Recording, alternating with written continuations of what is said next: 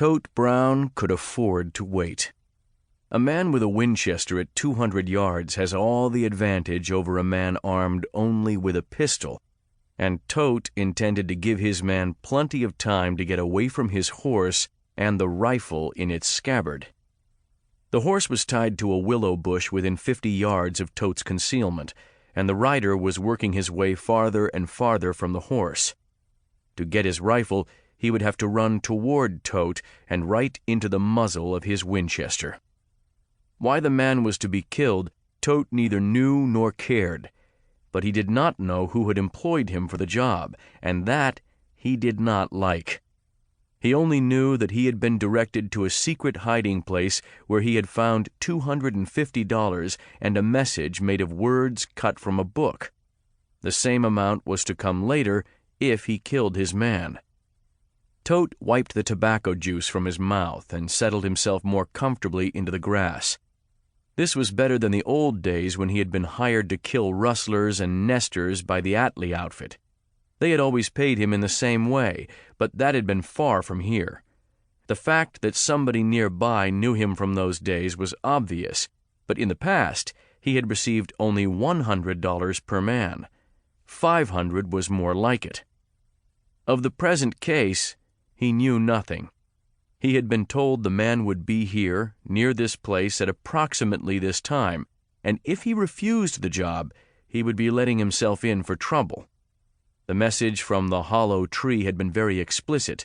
The words were simple but expressive.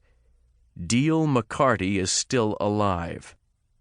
One of Tote's last killings had been a McCarty, and Deal was the wily, gunfighting father of the dead man, a very forthright individual who, if he knew where Tote was, would waste no time in killing him. The implication of the note was obvious, and Tote chose to obey orders and take the money. He rolled his quid in his jaws and spat. The man below was not more than 25, sandy-haired and well-dressed for a cowhand. He wore a gun like he knew how to use it, but what he was doing in this lonely valley of the Picket Fork, Tote had no idea. Obviously, the man was searching for something.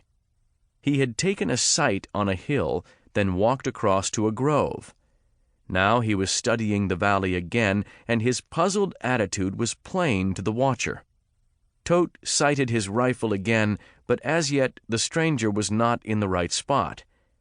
Moving as he now was, the fellow would soon be crossing a clearing near a lightning-wrecked cottonwood that was somewhat less than 200 yards away and in the open. If Tote missed, the following shots would be easy, for there would be no cover. Tote Brown did not intend to miss. Twice the young man knelt and examined the ground. He pulled grass and looked at the roots. Curious, Tote watched with interest. Finally, the fellow approached a huge old tree and examined it and the ground around it. Then he paced off an area and looked around again. What was he looking for? This was not gold country, although it might be buried gold. Possibly something buried here had been found, and the finder did not want this man to know. From his previous inspection of the terrain, Tote was quite sure this man had been here before in the past few days.